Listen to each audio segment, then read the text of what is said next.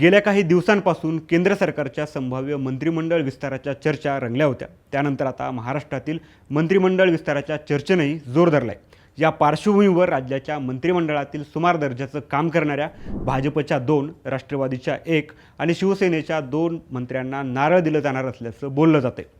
त्यामुळे भाजप, शिंदेंची शिवसेना आणि अजित पवारांच्या राष्ट्रवादीतील जे नेते वेट अँड वॉचच्या भूमिकेत होते त्यांची आता मंत्रिपदावर वर्णी लागण्याची शक्यता आहे। पण यावेळच्या मंत्रिमंडळ विस्तारात भाजप आणि शिंदेंच्या शिवसेनेपेक्षा जास्त चर्चा होतीये ती अजित पवारांच्या राष्ट्रवादीची।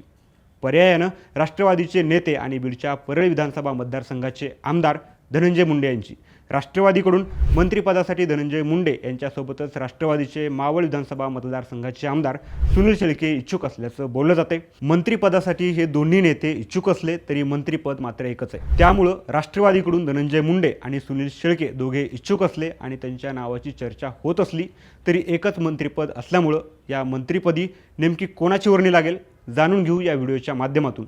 नमस्कार, मी संतोष, तुम्ही पाहताय थोडक्यात। राज्य मंत्रिमंडळाचा विस्तार लवकरच होण्याची शक्यता आहे। भाजप आणि शिवसेनेकडून मंत्रिमंडळात कोणते फेरबदल होतात, नवीन चेहऱ्यांना संधी मिळणार की नाही हे पाहणं महत्त्वाचं ठरणार आहे। मात्र राष्ट्रवादीकडून धनंजय मुंडे आणि सुनील शेळकेंच्या नावाची जोरदार चर्चा सुरू आहे।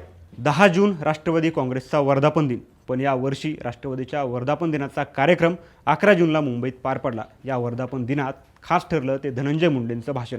वर्ल्ड कप जिंकवून देणाऱ्या सूर्यकुमार यादवला पद सोडावं लागतं आणि वयाच्या 15व्या वर्षी वैभव सूर्यवंशीला संधी मिळते, ते पण कर्तृत्वाच्या जोरावर, असं धनंजय मुंडेंनी यावेळी भाषणात म्हटलं होतं। या भाषणाचा रोख पक्षानं आपल्याला काहीतरी जबाबदारी द्यावी असा होता।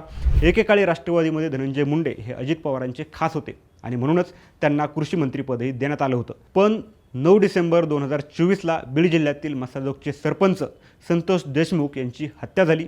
सरपंच संतोष देशमुखांच्या या हत्या प्रकरणात मुंडेंचे निकटवर्तीय वाल्मिक कराड यांचं नाव आलं। त्यानंतर राज्यभरातून धनंजय मुंडेंवर टीकेची झोड उठली। तसंच विरोधकांनीही हा मुद्दा उचलून धरला आणि धनंजय मुंडेंना मंत्रिपदावरून पायउतार व्हावं लागलं। आता वर्धापन दिनाच्या भाषणानंतर पुन्हा एकदा धनंजय मुंडे यांच्या मंत्रिपदाची चर्चा होतीये। अजित पवार हयात असताना धनंजय मुंडे हे पक्षातील पहिल्या फळीतील नेत्यांमध्ये गणले जायचे। दादा गेल्यामुळं आपण पोरकं झालो, दादांनी मला मुलासारखं सांभाळलं, माझं छत्र हरवलं, असं धनंजय मुंडेंनी त्यावेळी म्हटलं होतं। मात्र आता अजित पवारांच्या अपघाती निधनानंतर पक्षात मोठे बदल झाले। पक्षाची सूत्र सुनेत्रा पवार यांच्याकडे गेली आणि त्यानंतर पक्षाच्या पहिल्या फळीत गणले जाणारे धनंजय मुंडे मागं पडले। त्यानंतर पक्षानं आपल्याला काहीतरी जबाबदारी द्यावी असं ते आपल्या नेतृत्वाला भाषणांमधून सांगत असतात। आता राष्ट्रवादी धनंजय मुंडेंना जास्त दिवस अडगळीत ठेवू शकत नाही। याची काही कारणं आहेत। सगळ्यात पहिलं कारण म्हणजे धनंजय मुंडे हे पक्षातील एक महत्त्वाचा ओबीसी चेहरा आहेत। विशेषतः वंजारी समाजाचा मोठा जनाधार त्यांच्या पाठीशी आहे। राज्यात वंजारी समाजाची लोकसंख्या साधारणतः 2.5 ते 3% आहे। बीड जिल्हा हे त्यांच्या राजकारणाचं केंद्रबिंदू असलं तरी मराठवाड्यातील जालना, लातूर, परभणी, नांदेड आणि अहिल्यानगरच्या काही भागात त्यांचा चांगला जनसंपर्क आहे। यामुळं राष्ट्रवादीसाठी मराठवाड्यात पक्षाला मजबूत करायचं असेल तर धनंजय मुंडेंसारख्या एका प्रॉमिनंट आणि आक्रमक चेहऱ्याला बाजूला ठेवून चालणार नाही। त्यामुळं पक्षाला प्रादेशिक समतोल साधण्यासाठी मुंडेंसारख्या नेत्याची गरज आहे। दुसरं कारण म्हणजे धनंजय मुंडे हे पक्षातील वजनदार व अनुभवी नेते आहेत। राष्ट्रवादी काँग्रेस पक्षाचे एक आक्रमक, अभ्यासू आणि प्रमुख नेते म्हणून धनंजय मुंडे ओळखले जातात। विशेषतः धनंजय मुंडे जेव्हा विरोधी पक्षनेते होते त्या काळात धनंजय मुंडेंनी अख्खा महाराष्ट्र पिंजून काढला होता आणि सरकारला धारेवर धरलं होतं।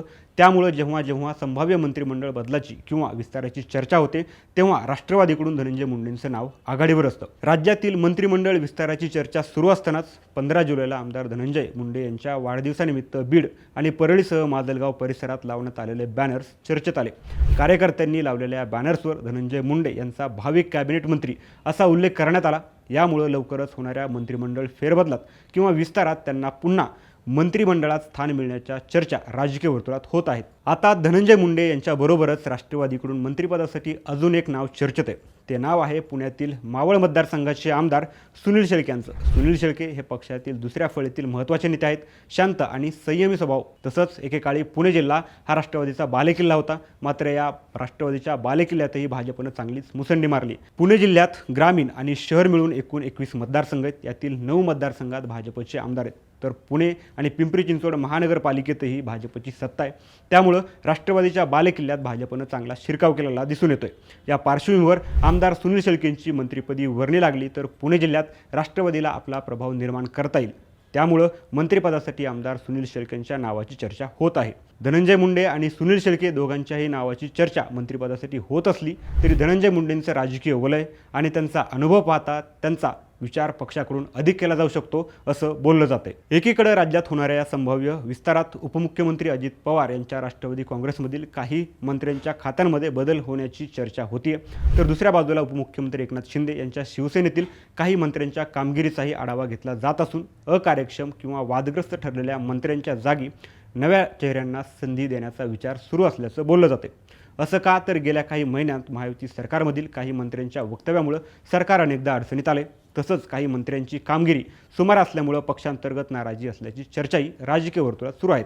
त्यामुळं आगामी मंत्रिमंडळ विस्तारात अशा मंत्र्यांना आपली खुर्ची सोडावी लागणार असून त्यामध्ये भाजपच्या 2, राष्ट्रवादीच्या 1 आणि शिवसेनेच्या 2 मंत्र्यांना नारळ दिला जाऊ शकतो अशी चर्चा होत आहे. आणि यामुळं राज्याच्या मंत्रिमंडळात नव्या 6 चेहऱ्यांची एंट्री होणार असल्याची चर्चा सुरू आहे. पण कोणत्या नेत्यांच्या हातावर नारळ दिलं जाऊ शकतं तर महायुती सरकारची प्रतिमा मलिन होईल अशी वक्तव्य करणारे किंवा सुमार कामगिरी करणाऱ्या काही मंत्र्यांवर गंडांतराची वेळ येऊ शकते असं बोललं जाते. दरम्यान केंद्र सरकारच्या मंत्रिमंडळ विस्तारानंतर महाराष्ट्रातही मंत्रिमंडळ विस्ताराचा निर्णय होण्याची शक्यता व्यक्त केली जात आहे. त्यामुळं फडणवीसांच्या नेतृत्वाखालील महायुती सरकारमध्ये नेमका कोणाचा पत्ता कट होणार आहे, कोणाच्या खात्यात बदल होणार आणि कोणत्या नव्या चेहऱ्यांना संधी मिळणार याकडे राज्याच्या राजकीय वर्तुळाचं लक्ष लागून आहे. मात्र आगामी मंत्रिमंडळ विस्तारात राष्ट्रवादीकडून धनंजय मुंडेंची पुन्हा मंत्रिपदी वर्णी लागेल का? तुमचं मत आम्हाला कमेंटमध्ये नक्की सांगा आणि हा व्हिडिओ आवडला असेल तर लाईक करा, शेअर करा आणि अशाच राजकीय घडामोडींसाठी थोडक्यातला सबस्क्राईब करा.